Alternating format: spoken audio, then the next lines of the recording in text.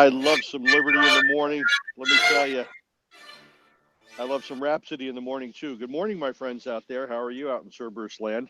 It is good to be back with you here after an extended absence of wandering aimlessly around the globe in pursuit of work and pleasure. We're going to get into it a little bit. I'm going to tell you where I've been, what I've run into, and the idea of the show today is to talk about liberty and people's perspectives of liberty from around the globe. This was one of the main things that I'd like to talk about with people and kind of get an idea of what they see as freedom versus what we in the Socialist Democratic Republic of Northern Virginia see here as freedom. I'm your host, Gregory Junkbond Carpenter, on a beautiful, beautiful Monday morning here, absorbing some of the overrated heat here. It's about 85 degrees already in Virginia. So we are hot, hot, hot and ready to go. We're going to turn it over. Jeff Johnson, please, my producer, tell folks how they can listen to us this morning.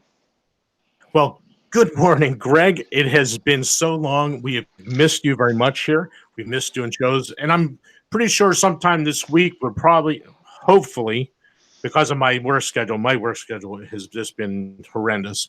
Hopefully, we'll get a Waking Up Cerberus where you, Suzanne, and I can get together and hammer out some great radio and give some great information. I know that Friday, everyone out there, you do not want to miss Friday. Suzanne has landed, I believe it's Adam Koresh. He's running to be the Libertarian Party nomination for president. And so you do not want to miss that. It will be Friday at 10 a.m. Absolutely. Make sure you listen. Tell all your friends. Make sure everyone listens. I'm going to hack in the back of that conversation myself. Yep. So you can listen to us here still for a little longer on YouTube. I thought I saw the other day that they're going to end the Hangout.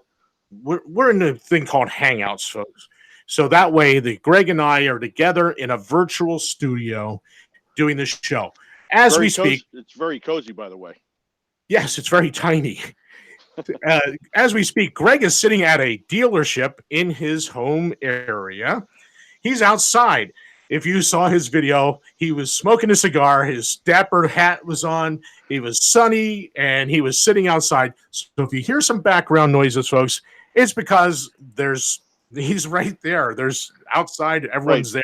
Now, the dealership we're thinking of is not one that's a really quiet dealership. This is a car dealership, okay? This is a legitimate business. So it's not the other type of dealership, which is still illegal in Virginia. Okay. Oh, so it's not that type. Okay. Nope. So you can still listen to us on YouTube, is where I'm getting with this. Yes, you can. So you can listen to us on YouTube. You can listen to us on Radio Co. Eventually, that's the only place you're going to be able to listen, because YouTube is doing with Hangouts, where we have our virtual studio, and they're going to go to their own internal studio that has no capabilities of having multiple people in there creating a virtual studio. So they are taking the ability to do these podcasts, these radio shows, away from the people. Mm-hmm. And that's Google. And again, government involvement is creating all this. And we're going to talk about that some other day, because Greg has a great show. You can listen to us on Radio Co. And you can find us on SoundCloud. You can download every old episode for free and share them with your friends and family. And that's about it. Look for us on Facebook, and hopefully soon a web page. And Suzanne has her web page. So there's multiple ways to find us. Go, Greg. Tell us about your 80 days around the world. 80 days around. Oh, right. This is going to be great. I can't wait to hear what I have to say. But to go to the vault from George Carlin, we got stacks and stacks and wax and wax. We got the pick, the click, the ones, the watch, the oldies but goodies, and the oohs but gooeys. Let's get going, Jeff, shall we? Absolutely. Let's go. So I started off a little over 2 months ago now, traveling around for many, many different projects I was working on. At the time that I started, I didn't really expect it to be such an extended absence. Expected just a few weeks, which was what it was at first. And as I got into my travels, it turned out I had something else tacked on here, something else tacked on there, something else tacked. So it eventually turned into the Round the World in 80-day tour. I'd like to say it was around the world in 100 cigars, but I think there was more cigars than that, to be very honest with you. Hey, Um, Greg, I have to interrupt yeah. because I got yelled at by you know who Mm-mm. because I mispronounced his name. It's Kokesh. He will Oh, be here on Friday. Adam Kokesh. Okay, Suzanne. I gave it away. Who yelled at me? Sorry. Love you, Suzanne. oh, see that? Now you're in trouble again. I know. I'm getting demerits left and right. I can't win. But I get the cookies. So, so anyway, so back to wandering around aimlessly here.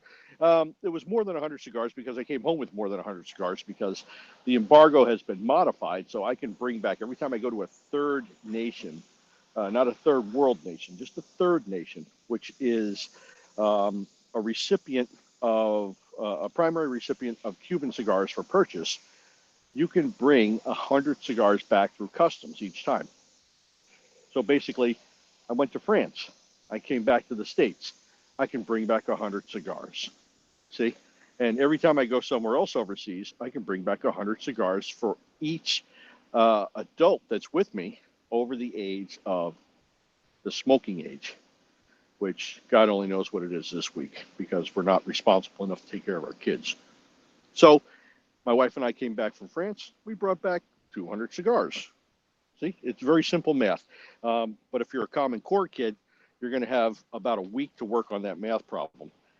Catch back up, listen to this in rebroadcast later on. That's when you're going to be done with the math problem. The Is rest that of like, us are, yeah, don't they have to do like 25s or some such thing or 20, 10 tens or I don't know. I can never figure that Common Core math out. yeah. It's actually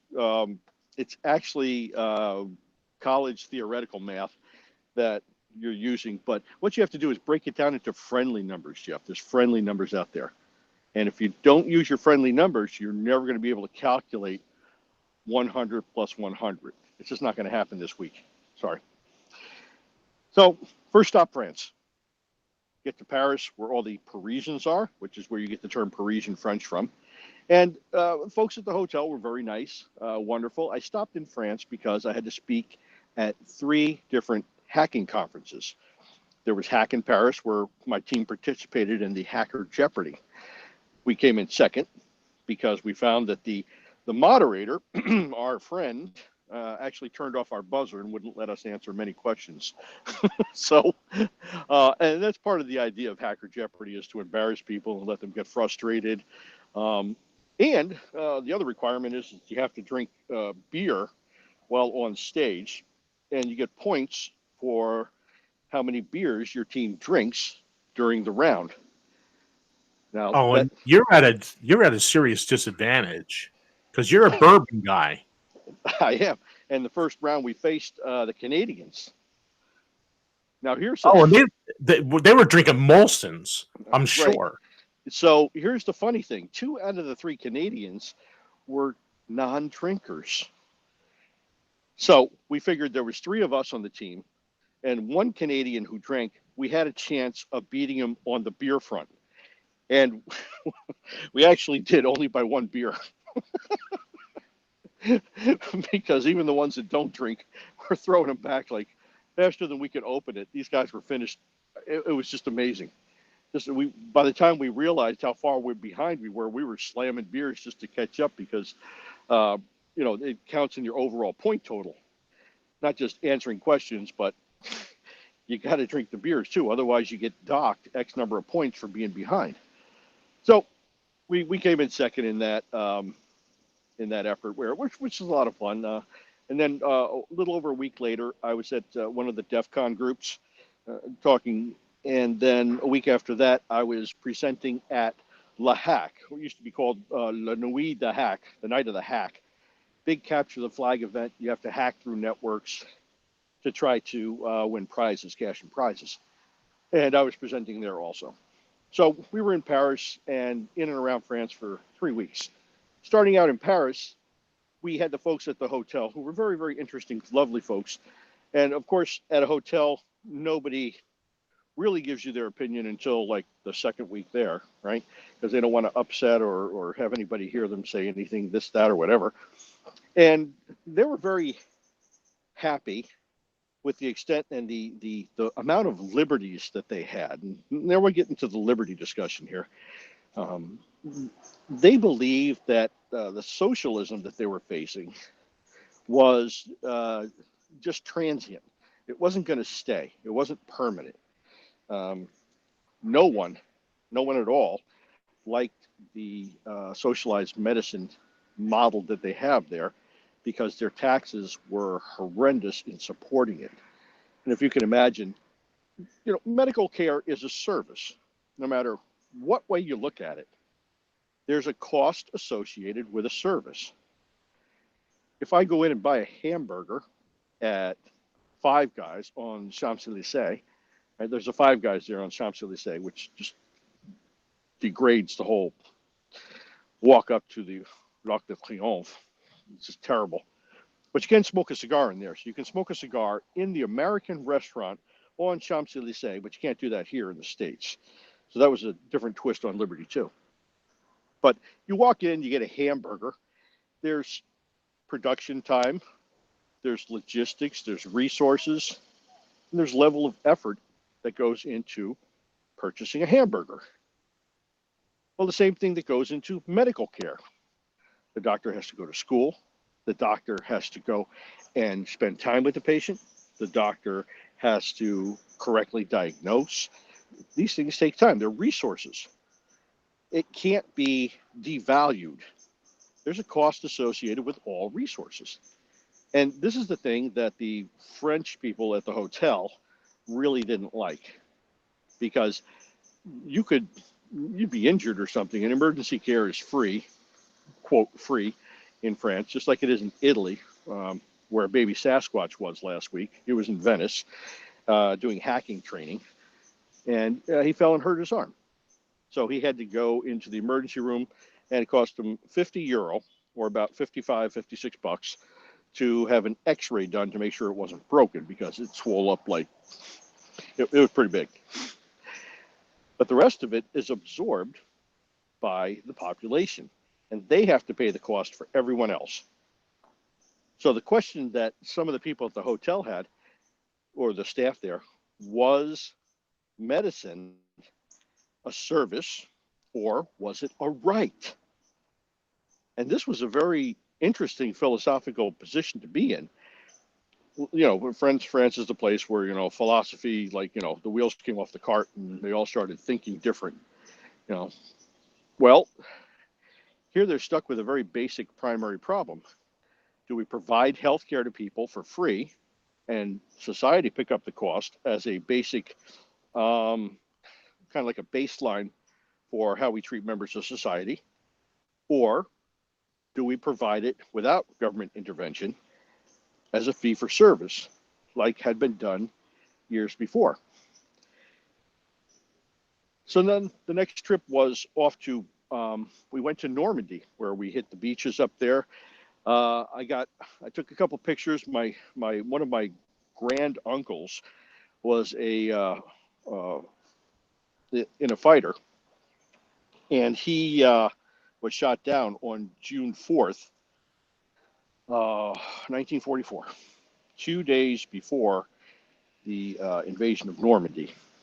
Him and his team were up spotting German pillboxes, prepping the area, and they got shot down. He was killed. So we went to the American cemetery there, and everybody in Normandy seems to love Americans. When I say Americans, I mean people from the United States and Canada as a whole, because they're the ones that stormed, 3 of the beaches there and brought freedom back to the Norman area. So they have American flags, they have Canadian flags up there, they have British flags, all this stuff, which is just it's a nice feeling. It's a homey feeling. Everybody cuts you a deal on everything. Um, but I had some discussions up there with the folks about liberty also, and we spent a couple days up there. And interestingly enough, their perception of liberty was to not necessarily be free of government, but to control government activities. Now, Jeff, we've had these types of discussions before. And if you look back at the history of the Normans, this is a very interesting history, right? Back before the Norman invasion in 1066, the King of England on his deathbed had promised the or the King of Normandy, excuse me, had promised the British provinces to the King of Normandy, which is why William the Conqueror went there in the first place. Other than that, he wouldn't have gone and conquered England, but it was his what do you call it? His birthright, because it had been given to him. So they went there, they conquered England. The British came back during the 100 Years' War, and they fought back and forth and back and forth. And Normandy was independent from England, from France for a very long time, as was their sister province of Brittany. Brittany, of course, is where the pirates, the Corsican pirates, came out of and looted, the rest of the world from. And they're next on the trip. So there was an interesting discussion with some of the folks there in the shops. But in Normandy, they believed that they could independently manage their government. Their belief was I must have talked to about 7 or 8 people, I think. And pretty much all of them said, okay, if we have our government here can be run and managed by us, and we can tell our government what we want it to do. The problem we face in Normandy is that there's these people from Paris, and they don't like the Parisians, I found out, very much at all.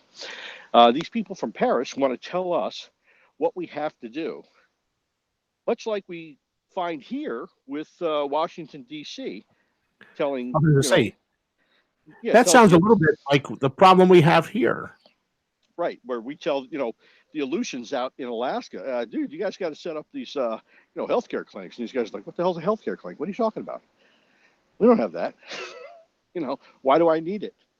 I've lived for X number of thousands of years without these things. And now no, I don't need that crap.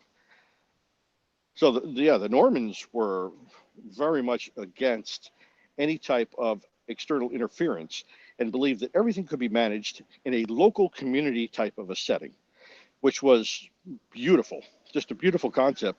And it goes to, back to the discussion of local governments. It was the Jeffersonian concept. It really speaks volumes about the people knowing that they have the confidence and had the ability to appoint to rebuff Parisian rules.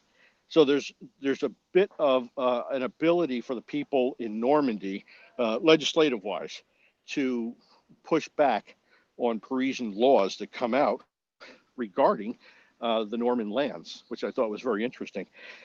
Same thing with Brittany, their southern, southwestern neighbor. Brittany had remained very, very independent. And again, the British, back during the Scandinavian invasions in England, took off out of England and sailed down to Brittany in France and became their own little conclave down there and basically ruled themselves. These guys stayed out of the French alliance or the French, big nation state concept for even longer than the Normans. They have their own flag, like a state. Provinces have their own flags, right?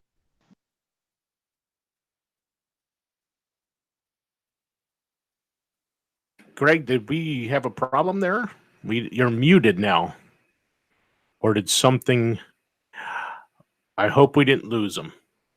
Well, it is interesting that we have these states in France that he's talking about. They're basically doing what our state should be doing. Oh, he's unmuted. Maybe he's back. Hopefully, I'm not hearing you yet, Greg. But they're doing what our state should be doing. Our state should be nullifying Washington, D.C., and that's the way it was designed. That's what Jefferson Madison told us in the Virginia and Kentucky resolutions of 1798. So, Greg, are you there? I'm still not hearing you, Greg. All right. Hopefully we can get this worked out. Greg, if you have to, maybe you'll have to exit and return back in. This is live radio, folks. He's sitting out there in oh, there he is. I hear you, Greg. I'm back again. Okay. So I got lost for a minute. You can pick up because I was starting to run out of things to say. Oh, sorry. I thought I was talking still there. Look at that. But yeah, basically, the Britons, when they get a little bit too autonomous from the Parisians get very upset. They start looking down over their shoulder like, what are you guys doing? What are you guys thinking about? Because they're not actually French. They came from Britain. They were some of the original Britons who moved out, back in the 600s, 700s, before the Norman invasion. So they're actually of UK blood and not actually of French blood. So they have this autonomy thing that they believe is their birthright. And that's a problem for a lot of the Parisians. So I need a couple seconds here. Jeff, can you give me like 2 minutes here? Okay. Well, again, our state should be picking up on this. And this is the whole thing that we have always discussed here on Cerberus, is that we need to separate ourselves from Washington, D.C. Now, that doesn't necessarily mean we need to secede. I honestly believe that is where we should be going because we're too big. There's 320 million people cannot be ruled from one spot. They think they can, but there's no way that can happen. We are way out of scale. We need to downsize and have smaller government decentralized from one central government. And again, this is another discussion that we've had here on Cerberus is about the Constitution creating a consolidated government. That's absolutely right. Absolutely and right. So we have to get decentralized. And it sounds like people in France are starting to figure this out. They have in Great Britain, they're trying to decentralize from the EU with Brexit. So it looks like Europe is doing what we should be doing here. So it sounds like you're back. I'll shut up and let you continue on. No, it's actually pretty interesting. I'm trying to locate my daughter because she just tried to call me because they're doing the service on the car, but I can't find her. So no big deal though. I know she's around here somewhere. But yeah, so the Britons are actually very, very aware. They're self-aware, and they're also aware of the Parisians who keep looking over their shoulder and want to see everything that they do. They want to know everything that's going on. And you can call it micromanagement, which is pretty much the DC way that we see it now. DC wants to get involved with everything we're doing, everything that's said, and everything that's going on. Well, the same thing was here. That's been happening for many, many, many years. So that was Brittany. Next thing, we went out to the Loire Valley in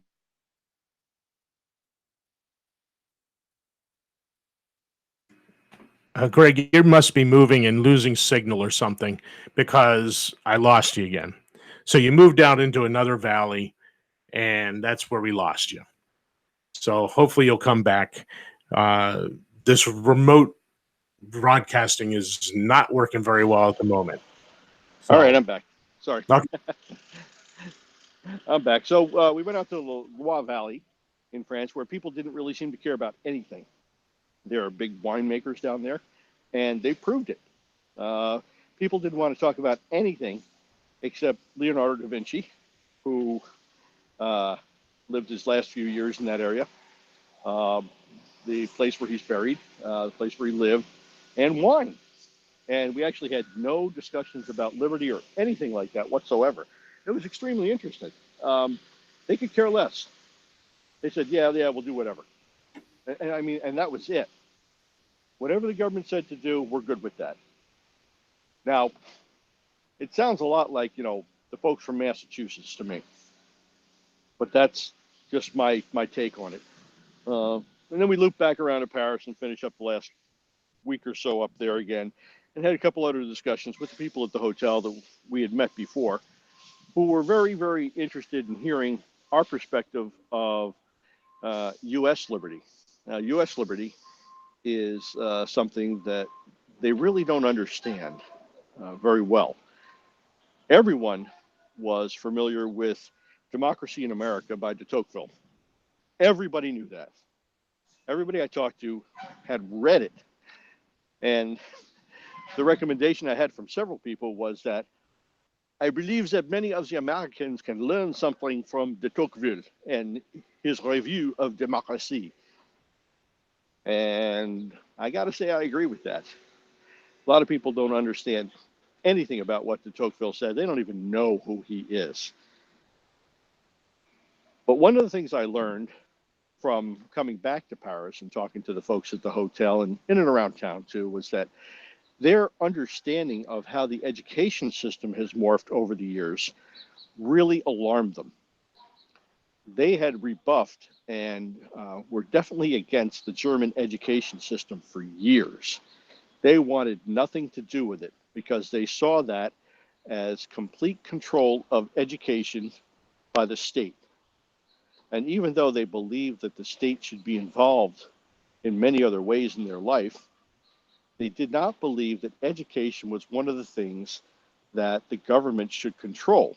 Now, we see that here with the National Education Alliance and National Association of Teachers, or whoever that other group is, the teachers union. These folks are putting together a plan and actually taking off and saying, okay, this is what's best for your kids. You're not doing it right. You're not able to teach your kids. So you can't do it. You have to do it according to our standards. And the French people that I talked with saw this as a danger. This was definitely a red flag for them. They did not like it. They thought it was one of the most destructive things that could happen to the kids in their society. The autonomy of, like, the kids in Brittany would lose their culture, right? The autonomy of the kids in Normandy, they would lose their culture. They would forget what it was like to be a Norman or what it was about to be a Briton and not be, a French person. So this was something that actually took a lot of discussion. And this, funny enough, associated with that were several cigars and lots of bottles of wine. Just saying, mostly Bordeaux, Burgundies, Loires, and things of that nature, Côte d'Aron, things that paired well with all of the Cuban cigars I had picked up along the way. But education, and Jeff, now we see education here as a problem with the control of the teachers union and the organization that is put into every single thing that's taught. We have Common Core, and we have many states that sign into that, and we have coordinated curriculums is the other thing that's called. Coordinated curriculums are ones that are not exactly the same, but are very close to teach the same type of a thing in different states with just a little bit of state autonomy. For example, if you have kids in Nebraska, they're going to learn a little bit more about farming stuff as opposed to kids in New York, where they're going to learn how to leverage the welfare system, for example. Okay. Either way you look at it, state-run education was not smiled upon by the common folk that I spoke with in France. Now, here, there's still big pushes for education. We still see looks or discussions from the feds to consolidate that type of stuff and centrally manage it, with the exception of Trump every once in a while yelling out and saying, I'm going to get rid of the Department of Education. Has there actually been any movement on that at all, Jeff? Have you seen anything where Trump actually is, making headways into getting rid of the Department of Education? That would be a big no. Okay, yeah, I didn't I think mean, they so. keep talking about it. I mean, and these congressmen keep saying, "Oh, we're gonna do away with the Department of Education," like Massey and all them. But when it really comes down to it, it's just a bunch of political theater, throwing red meat to the masses. They're not going to do anything. They will never give up a power. What did Reagan say about government programs? Closest thing to eternity. Oh, What was it? Uh, eternal life on Earth. A government program, so they're not getting rid of them. yeah, and I don't see that happening either. And that was a fear that a lot of the folks in common everyday folks, right? I didn't talk to like the mayor of Paris, who is a devout socialist since 2014. She's actually, and many people brought this up as a significant issue. A lot of the Uber drivers and everybody, actually everybody I talked to had an issue with this. This lady has decided to shut down a lot of the streets in Paris. On Sundays, it's almost impossible for a driver to move anywhere in Paris. They've installed all these other bike lanes, walking paths, and they're very pretty. Don't get me wrong. They look very nice, but it's completely not functional. If you're a business person on a trip, you're not just going to like jump out of your cab on the perimeter of Paris and grab a bicycle and ride it with all your luggage to work. It's not going to happen. You have to go from meeting to meeting. You're not going to, I mean, the people that live in Paris really can't drive their car anywhere on the weekend. It's nearly impossible. And everyone's complaining about this. Yet they had reelected her last time too, which was kind of funny, I thought. But I don't think that's going to happen this time. I think there are way too many people, way too angry. Short of short of mob rule here, um, but it's a very visceral feeling towards her for pretty much destroying their livelihood. Businesses have shut down. They can't operate. They can't function because, the customers can't get there on a Saturday, and that's when most of the business happens is on Saturdays because most of the places, in Europe are shut down on Sundays. So that was I'd say that was the biggest issue that the folks in Paris had was the overreaching control of the central government. Now, you don't think that was, you know, that's not a one-off. Let me put it like that, because we see that here. We all know that's happening here at a much higher rate than has ever happened before, right? So so I get back to the States, and I worked it out. I had to go back on a business trip. I was called out. I got a contract that I'm working with a government, and I had to go fly out over to Southeast Asia. So we get back. My daughter meets my wife at the. Oh no, I'm sorry. I got her a service, a limo service, back to the Chateau de Charpentier, and we took all of the cigars and everything else we brought back from Paris, little trinkets and stuff like that. The cool stuff for the kids and the nephews and nieces and all those folks. We packed them all in the limo. I gave her a big hug and a kiss and said, "Adios, senorita. I am off to," and this time I had to go to Bangkok for a meeting. I had just flown back from Paris. 2.5 hours later, I got to get on a plane to go to Munich. That's going to take me to Bangkok. If you don't think my time zones were messed up, let me tell you, I was on the edge. I was half awake, half asleep, not sure where I was, what I was doing. It was a really tough situation. But talking about tough situations, my cigar just went out. Hold on. Can't have that. I told you that he was sitting there. I saw him. I saw him sitting there smoking a cigar and in his dapper hat when we started the show. That's right. And I said, That's video? He said, no. I said, well, people should see you like this. it's my Sons of the American Revolution hat. That's right. So I'm a rebel to start. So here we go. We get to Bangkok, land 6 a.m. And the whole, just to get there was impossible. I had to go through Germany, which is, you know, just like working through the U.S. prison system. And I had to switch planes because the plane I was on was 4.5 hours late. So I would have gotten to the meeting way late. It was just a mess. So I worked through all this stuff, not sleeping at all. End up getting myself a seat way in the back, way up in the back in the Irish cheap seats. Okay. You know, we'll take anybody, but we won't take the Irish, right? Well, that was me. I was in the back. Got probably the last seat on the plane. So it was a middle seat in the back in the center section. Get there. Can't sleep on the plane, obviously. Groggy, feeling like, $3 or something like that. I mean, what the heck? And 2 hour taxi ride to get to the hotel. Thank God they let me in. I went upstairs. Couldn't sleep. Had to prepare my material because they sent me changes and head off to my meetings. So my meetings were over at the UN facility. So we had people from all over the world there. It was very interesting. Nice people, fun, very interesting to talk to. And over the next few days or so, I had discussions with them about their perception of liberty. And the first thing that hit me was that one of the people there said, don't talk to me about liberty, mister. I was like, what? They said, you have been conquering the world since the beginning of the last century. Why should we believe you guys are going to stop now? Comments, Jeff?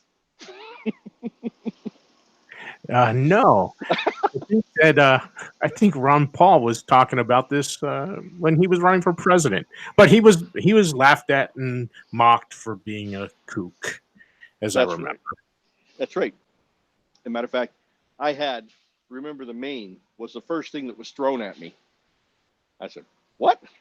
I said, oh, yeah, your planned takeover of the Spanish locations around the world.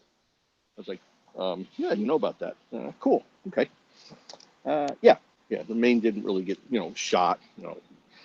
A boiler room blew up.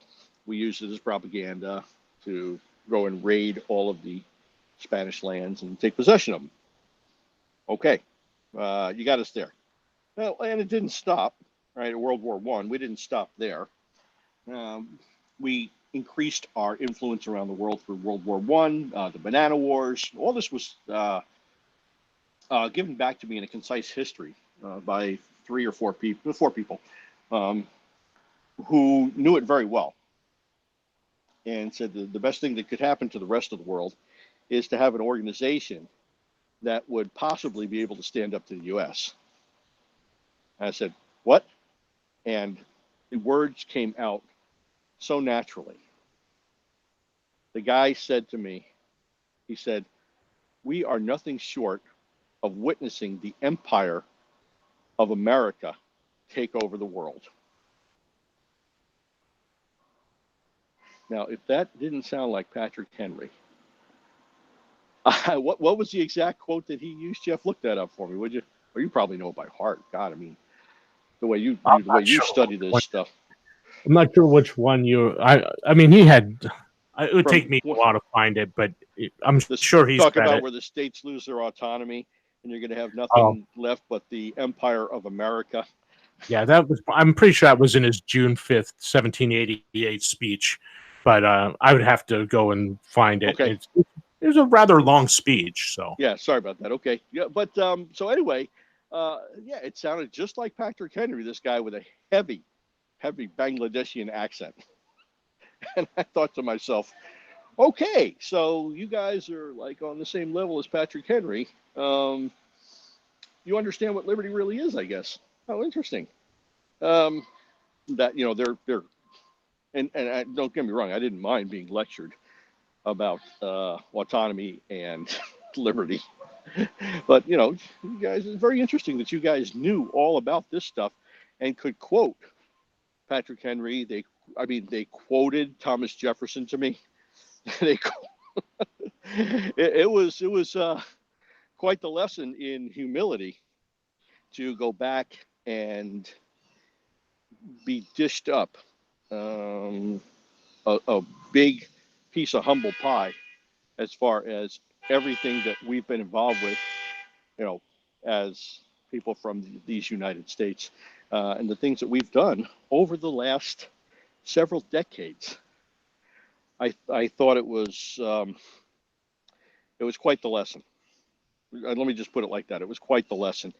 Um, their understanding that the U.S. funds the UN and how they're trapped, where they can only do certain things because the U.S. won't allow it to happen any other way. I mean, they were very well aware of the politics of it, and they said, "Are you wondering why people will gravitate to the Russians or to the Chinese to work with them, to work with their technology after what's been revealed by what the NSA has done and the backdoors that they have put into everything and the web browsers and all this other stuff? You know, they're reciting like thing after thing after thing. Why would we care about the Chinese having one back door and using Huawei to move information back and forth? What does that matter to us when NSA does boom, boom, boom, boom, boom, boom, boom? And I wanted to say, well, you know, they all do the same thing, so it really doesn't matter. But that really didn't matter either, because they were just, in a way, they were venting. You know, you had the American here who didn't really come out very, what do you say, very strongly, you know, saying that, you know, you guys suck, you need our help. We were part of a team working on a couple of problems that needed to be addressed. So I didn't come out as the, you know, the arrogant American, which is what they were expecting. And the other people that came from the States with me were just the same. We were there to talk, to work together to fix the problem, independent of any other government influence or government goals, things like that. We had nothing, no interest in pushing any other agenda other than working with them on the problems that we had been hired to fix. So it was a very eye-opening experience to be, I guess, slammed is the word, with all kinds of historical references that proved that we were not as liberty-minded as we claimed. We were not the people that, you know, who were the champions of liberty anymore. We had lost that years ago.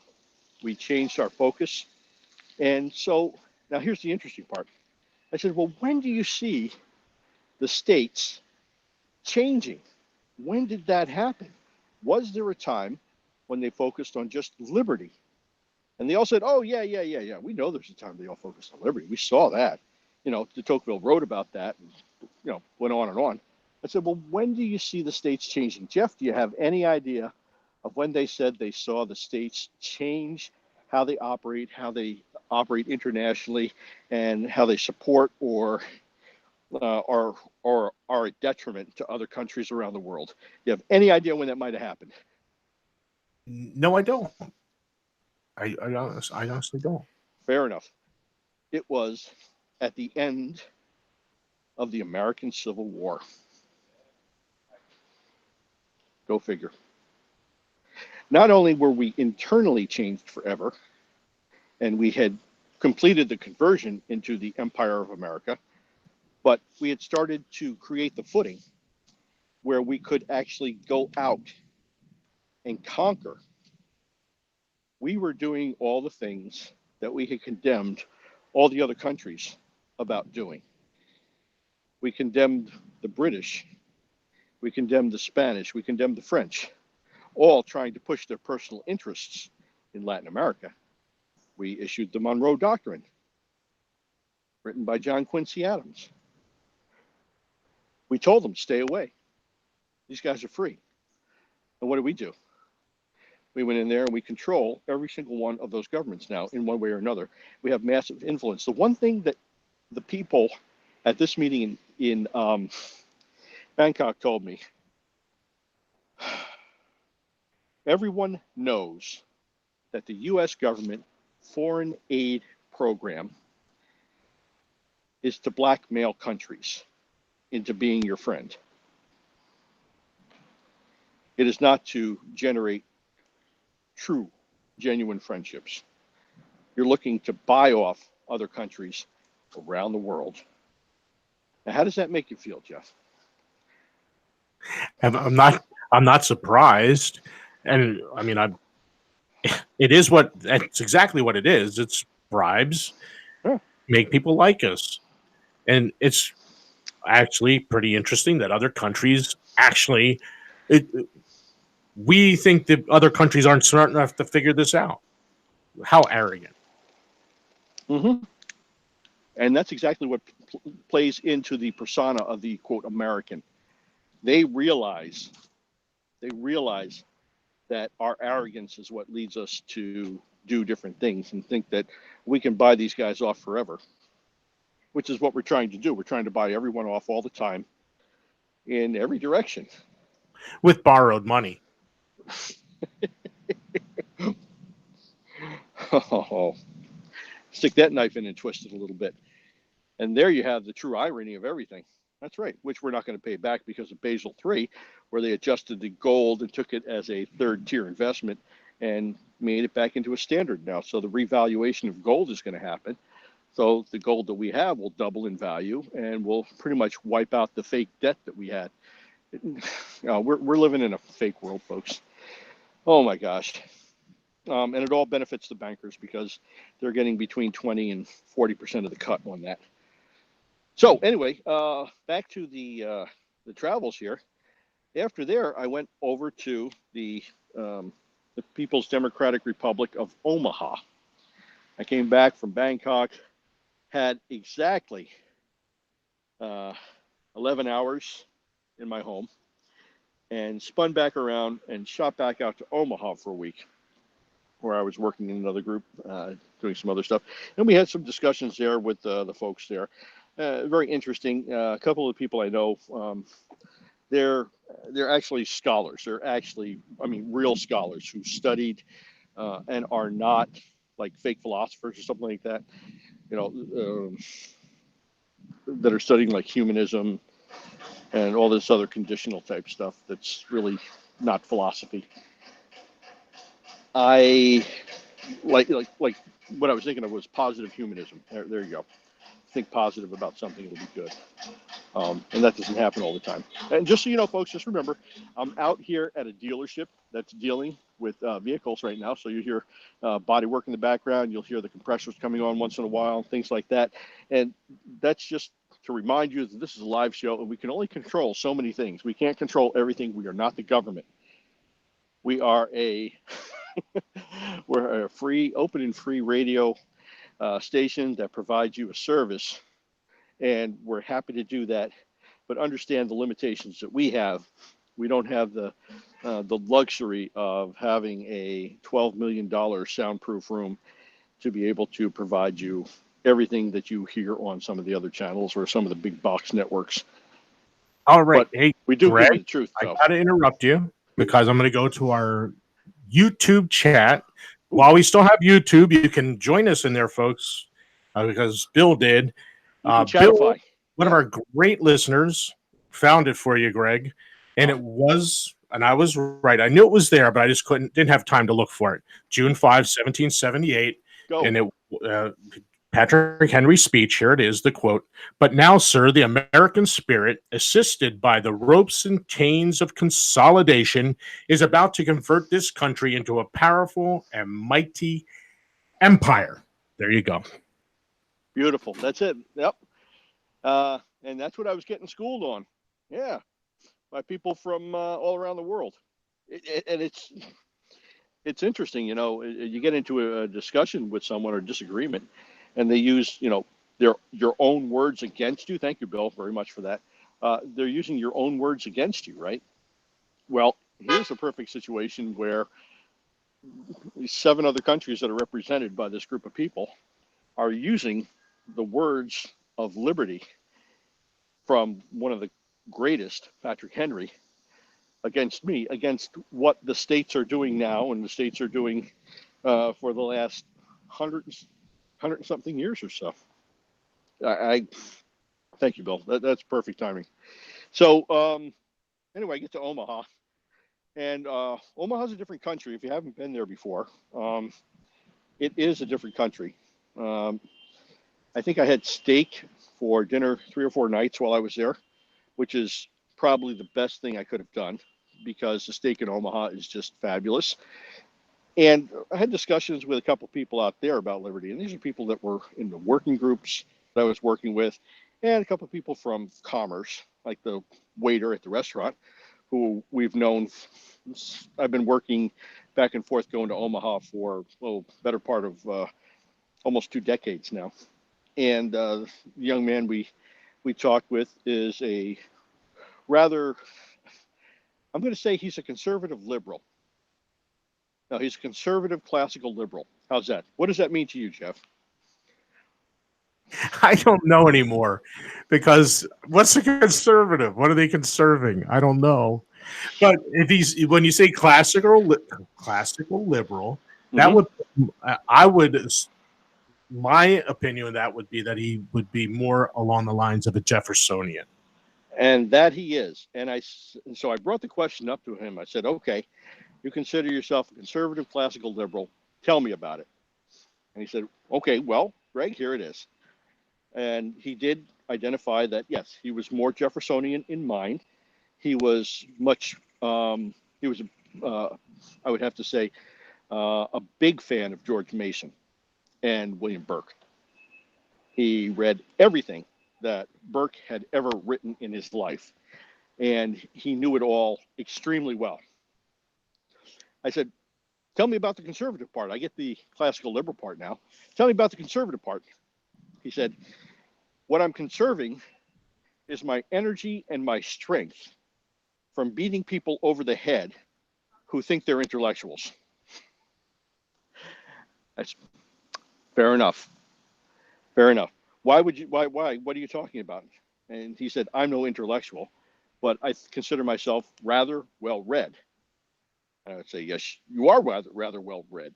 He's read David Hume, he's read Schlegel, he's read Wittgenstein, he's read all this stuff. He's very, very broad minded, very smart guy. But he said, I'm no intellectual.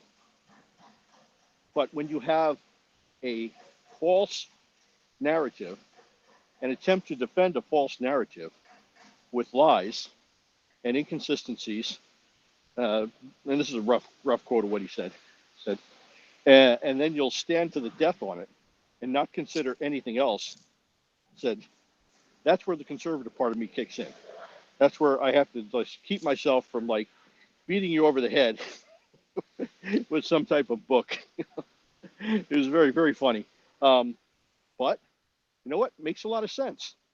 Makes a lot of sense. How many times have we talked with someone and we've heard this false narrative about almost anything? Here, Second Amendment. There's a good one, right? The federal government has to have certain gun laws to allow you the ability to keep your guns, right, in a managed sort of a way, even though those rights are not to be infringed. The whole narrative about the Second Amendment that we hear nowadays is complete bunk. It's junk. None of it is true. What should be happening with the Second Amendment is that each state should be running and managing how they handle that issue in their state. Period. This is a very, very simple premise that has been completely destroyed by knee jerk reactions, emotions, and people looking to grab power. That's all it is. So when you talk about a false narrative, when you talk about, I like to call them fairy tales. Fairy tales start with what? Once upon a time. Or they also start, if elected, I promise to. That's how you start a fairy tale. So don't be confused. Don't be fooled about these false narratives and all this other garbage out there. He had it pegged. He knew exactly what was going on. He understood it. And being a conservative to him meant that he wasn't going to hit somebody over the head with a book. He was going to try to explain to them the error of their, if you can call it logic. I'll call it an argument, just for argument's sake. After Omaha, It was off to the Republic of Texas, where people have found that they have lost their autonomy. And they believe that they can simply just get it back by electing Beto or some of the other crackpots that are running for office down there who don't know a thing about the Texas Constitution, let alone the U.S. Constitution. On the other hand, there was a group of people there that were extremely interesting and very well versed on the differences between the Texas state constitution and the U.S. Constitution. These guys knew how the Texas Constitution operated in and about the U.S. Constitution. I'm not saying it was subservient to it. I'd say that the Texas Constitution was designed and planned to support the activities in and of the state of Texas, and the U.S. Constitution was designed to handle everything external and interstate of Texas, of and about Texas. And they understood and they knew that, which was great. However, their solution turned out to be not such a great solution for most of the people I talked to. They were looking to get big government communist socialists in place, which is kind of a big letdown for Texas. I wasn't expecting that. I was expecting to hear more of the people in Texas talk about, their plan for secession or to re-implement their freedoms that at one point they had. But most of them didn't go there. A couple of them did, but most of them didn't even approach that concept, which kind of surprised me. So anyway, so there's the wrap up. There's the roll up. That is my around the world in 80 days in X number of countries and regions. And I learned a lot. I really did. I had an open mind. My wife and I sat and we listened to, on the part that she was with me for, there we go. We sat together and we listened and we talked and we had intellectual discussions with people. Not that I myself or she, again, we're not intellectuals, but we have, let's just say we had smart discussions, right? An intellectual type discussion where we didn't use conjecture and BS to try to cover over our emotions on how we felt something should operate, as opposed to legitimately how it was designed and what the deviation was from there. So, Jeff, any insights from my travels for you? Well, it's just interesting that the people in Texas wanted more government to fix government. And when they could have very easily been talking about the Texas nationalist movement that's trying to separate from Washington, D.C., but they didn't do that. That, as a matter of fact, that did not come up once. Not one person brought that up. I brought it up, and the guy didn't know what I was talking about. So go figure. No, that's sad. So. Yeah, it really is. I really thought that there would be much more interaction on Liberty with the people from Texas, as opposed to the people like maybe from Brittany. The people from Brittany seem to understand real well and were pursuing where they should be going. So the question I leave you with is, America, still the land of free, the home of the brave, or the land of the fees and the home of the paid? For The Spy Who Loves Liberty, this is your host, Gregory Junkbond Carpenter, with your producer, Jeff Johnson. God bless you all, and have a great day.